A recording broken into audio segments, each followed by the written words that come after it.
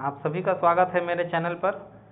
तो जैसा कि आप सब देख पा रहे होंगे, आज मैं इस वीडियो में बात करूंगा आरआरबी एएलपी के वैकेंसी के बारे में जो आरआरबी रेलवे की तरफ से आई है। तो चलिए शुरू करते हैं। सबसे पहले इसका जो ओपनिंग डेट है वो है 12 अप्रैल और क्लोजिंग डेट जो दी गई है वो लगभग 11 तारीख को दी गई है। 11 तारीख के 12 बजे रात तक ही आप फॉर्म फिल कर पाएंगे। 11 मई का बात कर रहा हूँ मैं, ठीक है। लास्ट डेट जो इसका फ़ी सबमिट करने का, फ़ी पेमेंट की जो लास्ट डेट है वो है आपका 13 तारीख, ठीक है। 13 मई को 12 बजे रात तक ही आप कर पाएंगे। इसके अलावा जो मॉडिफिकेशन डेट है, अगर आपसे फॉर्म भरने में कुछ मिस्टेक होता है तो इसे आप मॉडिफाई कर सकते हैं। उसकी डेट 14 मई से लेकर 23 मई तक है।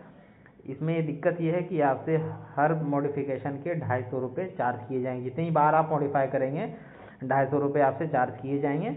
तो बेटर है आप लोग फॉर्म जिम्मेदारी से भरिएगा, ठीक है। आगे बढ़ते हैं। इसका जो पोस्ट का नाम है असिस्टेंट लोको पायलट है, आपका एएलपी बोलते हैं। एक्चुअली ये ट्रेन का ड्राइवर होता है जिसे ट्रेन चलाना होता है। हर एक इंजन में 2 ड्राइवर होते हैं, 2 एएलपी की पोस्टिंग होती है। डे एंड नाइट दोनों ड्यूटी लगती है। लेवल 2 की पोस्ट है। 19,900 इसका बेसिक होता है। इसमें और भी सैलरी के एमोल्यूमेंट सब जोड़ करके लगभग 35,000 के अप्रॉक्स इसकी सैलरी पहुंच जाती है। मेडिकल स्टैंडर्ड A1 है, हाई है थोड़ा सा, आप समझ सकते हैं क्योंकि इसको ट्रेन चलाना होता है, रात को सिग्नल देखनी होती है, तो इसका मेडिकल स्टैंडर्ड थोड़ा A1 रखा गया है। एज 18 से 30 साल तक की एज रखी गई है। इसमें SC ST OBC को अलग से रिलैक्सेशन जो है इसके ऊपर मिल जाएगा।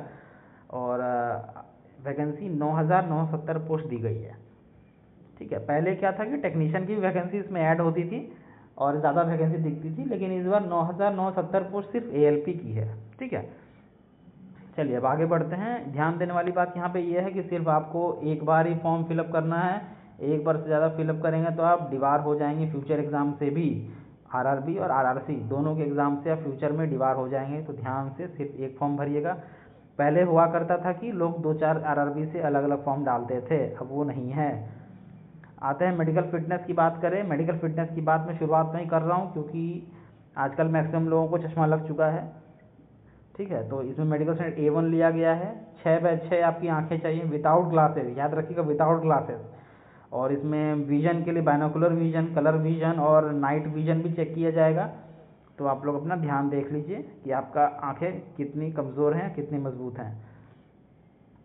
कैंडिडेट्स जिसको भी लेसिक सर्जरी करवा रखा है, जिन्होंने सर्जिकल प्रोसीजर से उन्होंने रिफ्रैक्टिव एरर ठीक किया है। रिफ्रैक्टिव एरर का मतलब होता है जिन्हें भी चश्मा लगा था या लेंस का इस्तेमाल करते थे, उन्होंने सर्जरी के द्वारा उसे हटवाया है, तो उसी को बोलते हैं लेसिक सर्जरी या रिफ्रैक्टिव एरर को ठीक करवाना। तो वो आप लोग नॉट एलिजिबल हैं पोस्ट के लिए, ठीक है। आप लोग एलिजिबल नहीं हैं तो मत भरिएगा, पैसा और समय दोनों बर्बाद करेंगे नहीं तो।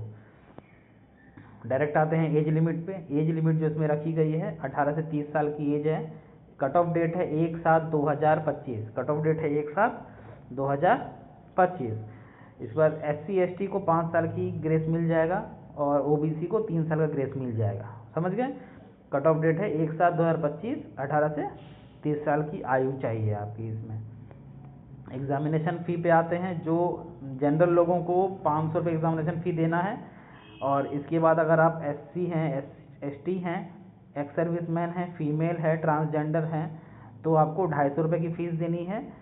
और जो 500 रुपये की फ़ीस पे करेंगे उनमें से 400 रुपये उनका रिफ़ंड हो जाएगा जब वो फर्स्ट स्टेज CBT में अपीयर होंगे। जब वो पहला CBT में अपीयर होंगे तो 400 रुपया रिफ़ंड हो जाएगा। 100 रुपये ही फीस लगेगी उन्हें, देखा जाए तो, समझ गए। इसके अलावा जिन्होंने 250 रुपये पे किए उनके पूरे के पूरे 250 रुपये रिफ़ंड हो जाएंगे जब वो फर्स्ट CBT में अपीयर होंगे। और जब आपसे फॉर्म भरी जाएंगी, एप्लीकेशन फॉर्म में ही आपसे बैंक डिटेल्स मांगा जाएगा, वो आप ध्यान से भरिएगा तो आपको रिफ़ंड मिल जाएगा। मॉडिफिकेशन फ़ी जो भी है वो 250 रुपये है। मैंने शुरुआत में ही बता दी, 250 रुपये मॉडिफिकेशन फ़ी है।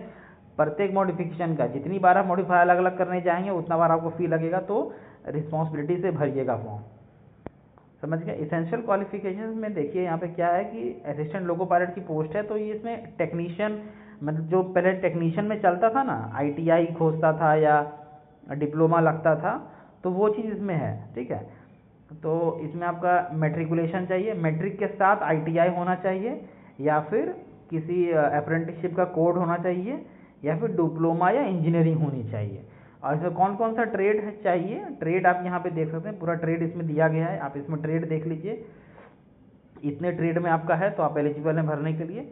इसके अलावा आगे बढ़ते हैं। एग्ज़ाम पैटर्न जो होगा, एग्ज़ाम पैटर्न CBT 1, पहले CBT 1 में कंप्यूटर बेस्ड टेस्ट, वो पहला एग्ज़ाम होगा, 60 मिनट का होगा, 75 क्वेश्चन होंगे, प्रत्येक क्वेश्चन के मार्क्स 1 मार्क्स होंगे, ठीक है। नेगेटिव मार्क्स 1/3 होगा, यानी एक क्वेश्चन आप गलत करने पे 1/3 मार्क्स आपका कट जाएगा। सब्जेक्ट इसमें होंगे मैथ्स, रीजनिंग और जनरल साइंस और जनरल अवेयरनेस भी, जनरल अवेयरनेस मतलब हो गया करंट अफेयर्स, ठीक है। और जो CBT 1 जो है ये सिर्फ CBT 2 के लिए स्टूडेंट को शॉर्टलिस्ट करने के पर्पस से लिया जाएगा, इसका मेरिट लिस्ट प्रिपरेशन में कोई काम नहीं है, ठीक है। मेरिट लिस्ट में इसकी मार्क्स नहीं जोड़ी जाएगी। CBT 1 जो है, जो आप ये CBT 1 देंगे, ये सिर्फ CBT 2 में क्वालिफाई करने के लिए लिया जाएगा, इसका मेरिट लिस्ट में मार्क्स नहीं जोड़ा जाएगा, ठीक है। आगे बढ़ते हैं। CBT 2 में 2 पार्ट हैं, पार्ट ए और पार्ट बी। पार्ट ए में है math, reasoning, basic science and engineering. ये बेसिक साइंस और इंजीनियरिंग थोड़ा सा आपका ITI जो किए होंगे अच्छे से ना, वो समझ पा रहे होंगे इसको। Refer notification for full list, आप नोटिफिकेशन खोलिएगा, उसमें क्वालिफिकेशन वाले सेक्शंस में आपको बेसिक साइंस एंड इंजीनियरिंग की पूरी सिलेबस मिल जाएगी, आप वहाँ जाके देख सकते हैं, ठीक है। फिर पार्ट बी में आता है आपका जो भी आपने ITI कर रखा है, तो जिस ट्रेड से आपने ITI किया है उस ट्रेड का क्वेश्चन पेपर आपको वहाँ पार्ट 2 में, पार्ट बी में मिलेगा, वो आपको एग्ज़ाम देना है। और जो डिग्री है यानी इंजीनियरिंग है और जिनका डिप्लोमा है, उनके लिए नोटिफिकेशन में एक लिस्ट दिया गया है, उस लिस्ट के हिसाब से आपको उसमें से सब्जेक्ट चुन लेना है और उसी सब्जेक्ट का आपका एग्ज़ाम लिया जाएगा, ठीक है। तो ITI वाले और ट्रेड अप्रेंटिसशिप जिसका है, वो फॉर्म भरते टाइम उनका ट्रेड पूछा जाएगा, वो जो ट्रेड डालेंगे उसी ट्रेड का एग्ज़ाम उनको देना है। और डिग्री और डिप्लोमा जिसका है, यानी इंजीनियरिंग और डिप्लोमा जिसका है, उनके लिए नोटिफिकेशन में लिस्ट दिया गया है, वो लिस्ट के हिसाब से उनको ऑनलाइन अप्लीकेशन फॉर्म भरते टाइम चुनना होगा। और ये सिर्फ क्वालिफाइंग है, आपको 35% मार्क्स लाकर क्वालिफाई करना है, ठीक है। इसका मार्क्स मेरिट लिस्ट प्रिपरेशन में इस्तेमाल नहीं किया जाएगा। मेरिट लिस्ट प्रिपरेशन में सिर्फ आपका पार्ट ए का मार्क्स इस्तेमाल किया जाएगा, math, reasoning, basic science, engineering, इसी का इस्तेमाल आपका मेरिट लिस्ट प्रिपरेशन में होगा। फिर आगे जो थर्ड स्टेज आता है, इसमें साइको टेस्ट आता है। साइको टेस्ट के लिए 8 गुने कैंडिडेट चुने जाएंगे। साइको टेस्ट में अलग अलग टेस्ट बैटरी होती है, ठीक है, अलग अलग टेस्ट बैटरी होती है, जिसमें सेपरेटली अलग अलग टेस्ट बैटरी में प्रत्येक में आपको 42 नंबर लाने ज़रूरी हैं, तभी आप क्वालिफाई कर पाएंगे, ठीक है। इसके अलावा इसमें 30% वेटेज है, साइको टेस्ट का 30% वेटेज है। 30% वेटेज क्या है, मैं आगे आपको एक्सप्लेन करता हूँ। जैसे देखिए यहाँ पे CBT 2 का जो पार्ट ए की मैंने बात की, math, reasoning, basic science and engineering, अभी मैंने बात की पार्ट ए, CBT 2 का पार्ट ए मैं आपको दिखा देता हूँ। CBT 2 का पार्ट ए ये रहा, CBT 2 का पार्ट है math, reasoning, basic science and engineering, ये है ये पार्ट और आपका साइको टेस्ट, ठीक है। तो जो CBT 2 का पार्ट ए है, उसका जो मार्क्स आएगा उसका 70% और CBAT यानी साइको टेस्ट का 30% वेटेज दिया जाएगा, समझ गए। यानी दोनों मार्क्स आपका काउंट किया जाएगा, वेटेज अलग अलग है, 7:3 का रेशियो में आपका लिया गया है।